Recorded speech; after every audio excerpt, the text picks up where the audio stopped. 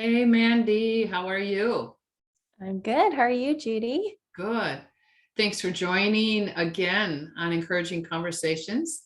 You were part of the original group there, and so a lot, well, I won't say a lot has changed, but it's nice to move forward, and a lot of different things have changed in both of our lives since then. And we just had a little talk before and thought we'd investigate a little bit of those things, how the changes in life had worked with our expectations and comparisons. So I'm Judy Cruz. I'm over here in Holland, Michigan, and I am an artist, full-time worker as a buyer, and then also doing some creative coaching. And Mandy is in California. Why don't you share a little about yourself, Mandy? Yeah, I'm in Newport Beach, California, and my husband and I were newly married and also the new directors of the Grove Center for the Arts and Media, which is a nonprofit that serves artists and creatives in their spiritual life and creative work. So that's keeping us busy lately. It does. Now, is that a lot of in-person, online? How does that work for the Grove? Yeah, it's mostly been online the last year and a half, but Okay. we've traditionally done retreats for artists, and we are actually going to be launching our Cultivated Artist Experience, which is a 6-month program that we offer artists that has in-person retreats as well as online coaching to help artists just stay in progress in their art and stay connected in community through that. Community is a big thing. It's Yes, important, necessary, and not always easy to find, even if you're in them, it's true. because some of that too fits with that comparison and expectation. Mhm. I've Yes. been I've been in a variety of small groups, and none of them have been the same Mm. because we're all so different. Mhm. What are Yeah, what are some of the things about community? I don't know, just the things that you think are important in community. yeah. It's hard to know quite how to find the right one, but when you find it, you know. But yeah, I think what I look for, one of the things is like a growth mindset. So the desire to grow together, to grow as individuals. And so my husband and I have a tight knit friend group, and most of them are other couples that we try to meet together at least once a month. And we just check in with each other on life. And we don't really have any one thing that we're meeting on, but it's more about like fostering that relationship, Yeah. and it is centered around growth usually. I think a lot of that happens naturally too, as you just new things happen in life and you share those experiences with others. Mhm. Yes. Yeah, it's definitely, I think, the church really, that's one of the things that we've done well is like the idea of small groups and really getting back to that way of connecting with each other in a smaller capacity so that we can hear each other and also like do life together. And so I think that's one of the things that we're trying to um, develop in our Grove community is how do we get artists into community, not just the big, Right. big C community of like, oh, join our email list, but like, how do we invite artists into conversations with each other where they can feel heard and known. So that is one of the things that we're we're exploring right now. Well, the way I even met you and got to know you more was through one of the workshops that you had. It was on Clarity, and there were artists from all around the US. I think one person was international. Mm-hmm. And it was great to see all the different things that they were doing and the places they were. And several of us connected on Facebook and continued, to talk a little. So it was great. Yeah. Yeah. Yeah. What is it like for you and your, I guess, your world or your sphere of influence? Like, how do you find connection with others? They're in a variety of places. And unfortunately, it seems our lives are segmented, doesn't it? It So does. sometimes there's the church group, the friend group, and the family group, and the art group, or the business group, and they don't all always go together. Mm-hmm. So sometimes it's almost too like you're separating yourself instead of being able to be your artistic, business-minded self while you're even in church. Mm-hmm. So some of that I think is difficult. And should it all be in one? Do we need to be in 5 groups? Or, can you Yeah. just find is there just one for this season? And Mhm. I don't know. Yeah, I definitely feel like this season of being newly married and new leadership, like that list of people that I'm willing to, or that list of like groups that I'm willing to interact with and be a part of, invest in, are Yeah. very small and short. Like that list is very short. So I think, in my earlier 20s, I was like, yeah, anything I can go, any event, I'll go Yeah. to 2 church services, I'll do the night service in the morning, and now I'm like, whew, I think, COVID season also has Yeah. like really simplified life in a good way. But I think that's also allowed for more rich connection in the places that I am investing my time into. Yeah.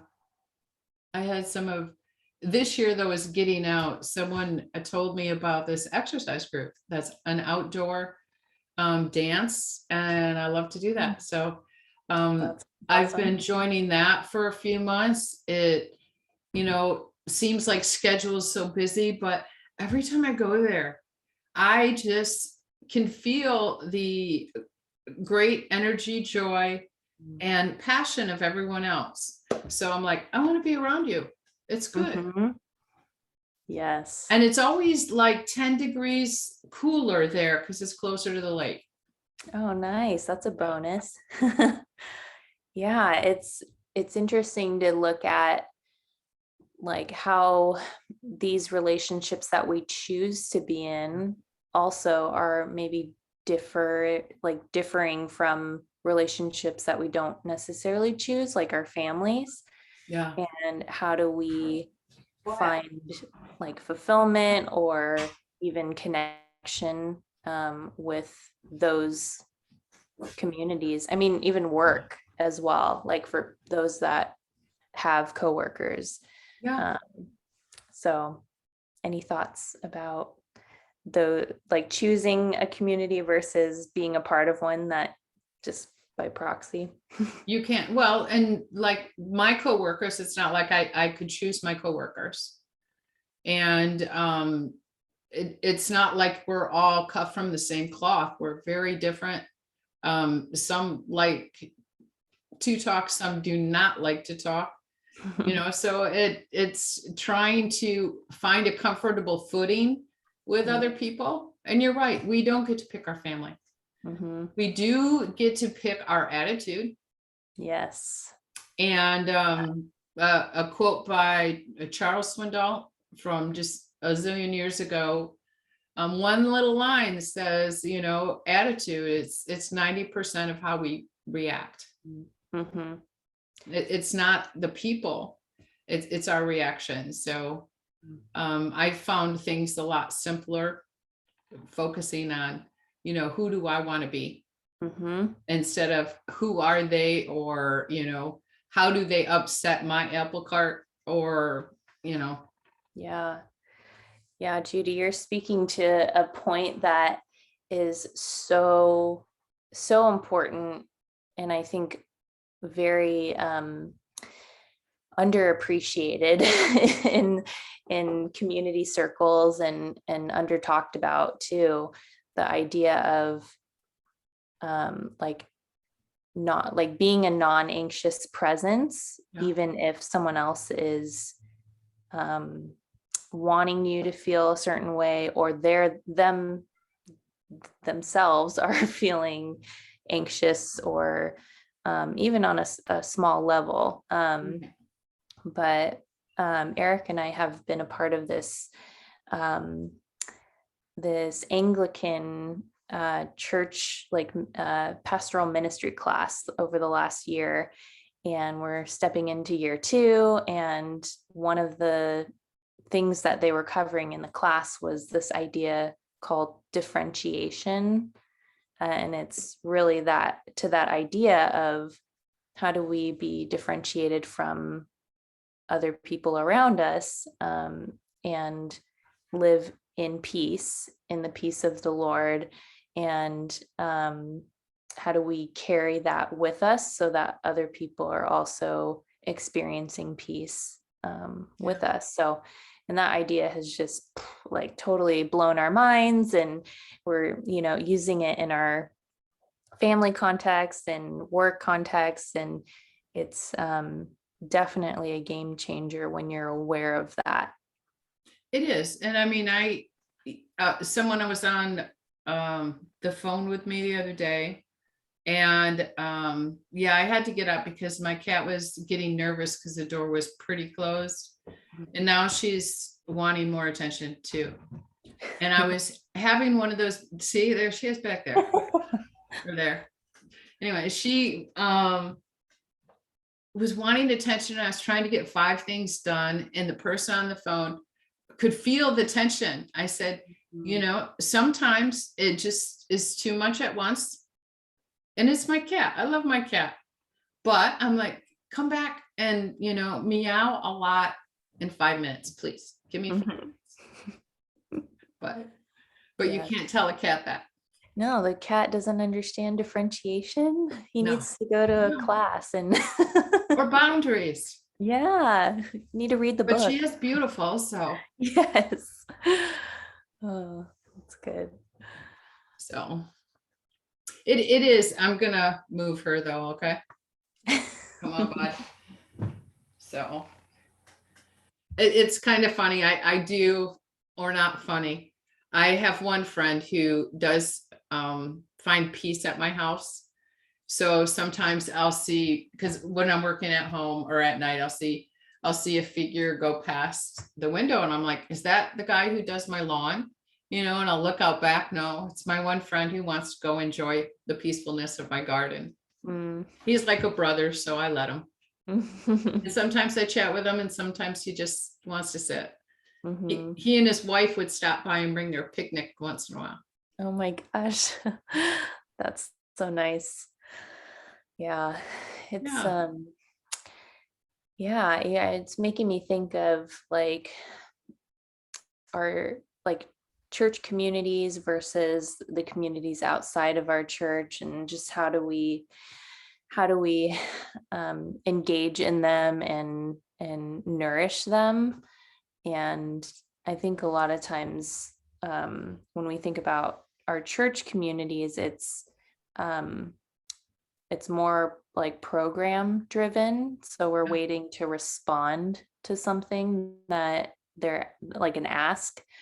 But in maybe these other contexts, it's maybe more free and fluid to how we interact. Like, oh, someone had a baby. Oh, let me bring you dinner. And, so it's not that one is right or wrong. They're just different. She's coming back to visit again. So maybe she'll lay down and sleep this time. We do. I think too, we've gotten a little conditioned to what small groups that way are, but I think back to like, come on over here. Book groups, reading clubs and things, and you have an agenda, Sometimes, like I was in one through work, and it was a pretty firm agenda. Sure, you could have a conversation, but then it was just cut off. And I'm like, that's not necessarily being and connecting, because it's like, okay, I have to keep my answer short, or I can only speak on this topic. And you're like, okay, well, I feel like I'm going to have a meltdown right now. Do we have time for that? When can you be real in Yeah. some of these places? Yeah. And I think for different people, they have a different level of comfort for what they're willing to share. Some are willing, you know what, anyone who listen. And then others, it's like, you got to know me for 5 years before I'll open up, but yeah, it is interesting to think about what makes us feel safe to do that, and how does the communities that we're a part of, how do they foster that? I think finding that comfortable place isn't always about the people that we're with. It's not always about the group and what the group stands for. I think some of it's comfort within ourselves, that we can share that and we'll still be accepted or loved or okay. I think sometimes we're judging ourselves ahead, that if I go here or say that, no one's going to like me, or it's going to be bad. I think we don't give ourselves credit that being real, being transparent can be okay. Totally. Yeah. I mean, it is a scary world out there. Like, who knows what response we'll get back. But I think the desire is that we can be accepting of each other in our vulnerability, even if it's not something that we hold as a value of ours. Some of it, there's a quote from somewhere, isn't there, that people just want to be known? I don't recall from where, but it is my diary. No. no. No, it's so true. And I mean, I don't know if you're familiar with like the Enneagram. Yes. But that is, I think that's the cry of the Enneagram 4, is it to be known? I believe. I don't know. I could be wrong. I'm not an Enneagram coach, but it definitely. I don't know in that detail either. I mean, I think it resonates with all of us, but I think, for certain people, it just hits a chord of desiring to be seen for who they are, to be accepted just as they are. That definitely. That goes right back to what we talked about at the very beginning. Yeah. Finding not necessarily a group, but you're not going to find one place where you can be all things at one time, or everyone's going to understand. So it's just, we have to be comfortable with some mystery. Yeah. So true. Yeah. And I think about that a lot too, of like, as we're leading a ministry, like, okay, should we do this? Should we go this way?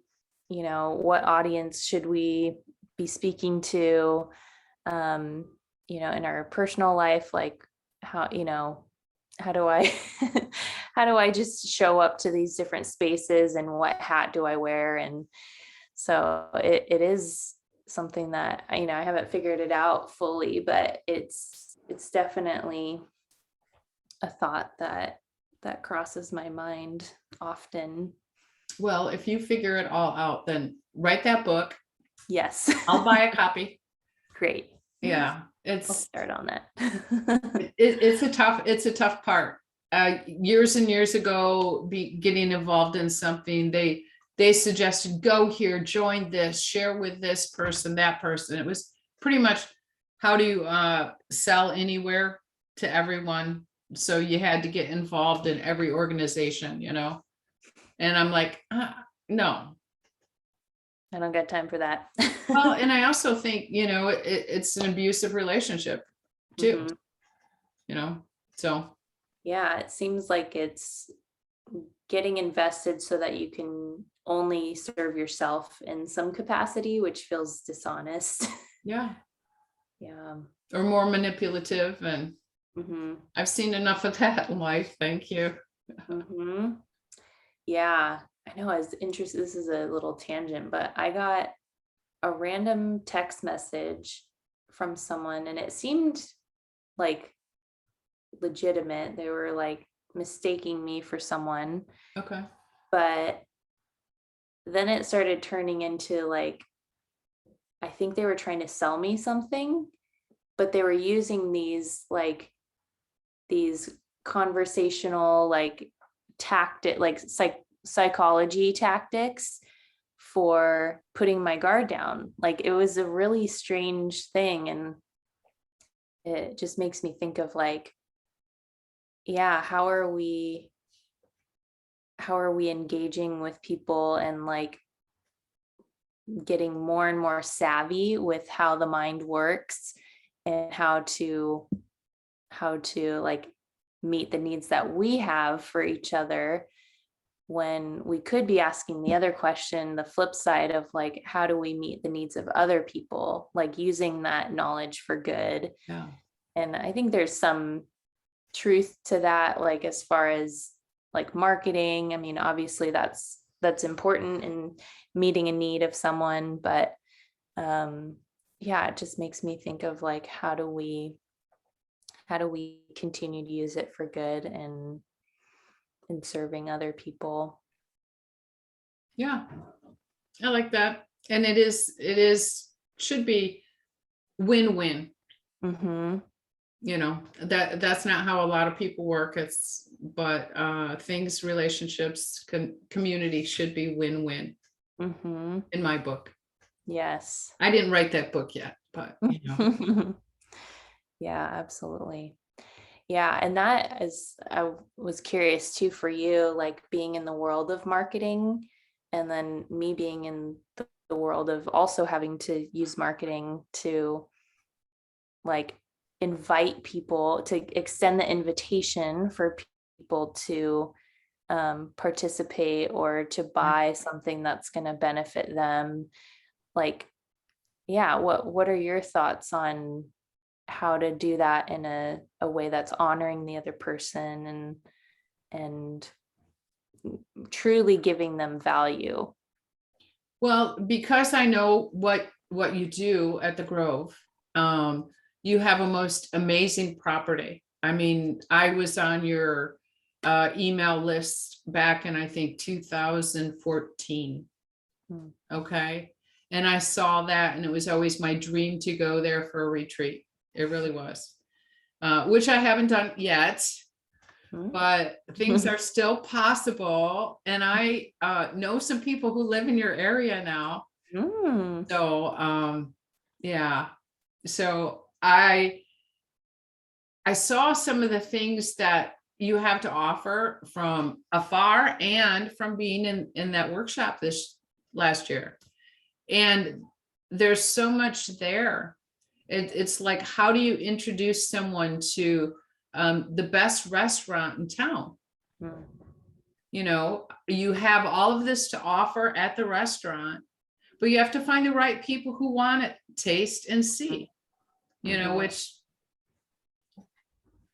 there are people who need what you have, Mhm. and there are people who need what we have, whether it's a company, organization, a piece of art, whether it's a business or just, on a personal level, Mhm. from friendship. So, Yeah. No, I hear that, and it even poses the question too of like, if what we have to offer is also like an invitation to know Jesus, like how is that also, like how do we present that in a way, maybe it's not super obvious all the time, but how do we communicate that to people who are longing for that. I think too, it's just, I mean, I'm just going to be real and say, when I'm around people, yeah, I really felt God led me to this, or I prayed, I can't shut down that my relationship with God, because it's such a part of me. Mhm. I've done some mission work. It wasn't straight out evangelism, but I've also been a part of things where we go evangelize on the streets. We don't say, do you know Jesus? Mhm. But if someone's hurting and you're just praying for them, and they feel that love and tenderness, they've met and encountered Jesus. Mhm. So I think there's subtle ways. Some are very subtle and some are very forward. Mhm. But most of all, they need to be loving, because so much has just not been through the years that it's turned people off. And even if you listen to God's heart, he'll tell you, I don't like how that's gone. Mhm.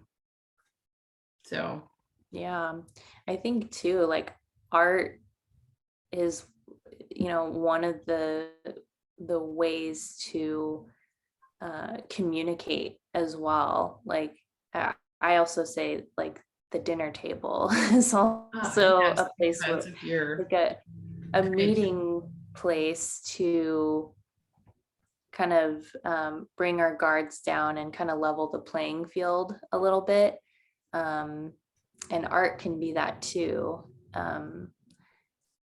But it's just, yeah, it's interesting to think about these ways that we can connect with other people in a way that's not overtly evangelistic, but it's us being, you know, in being invitational to conversations that could go down that path.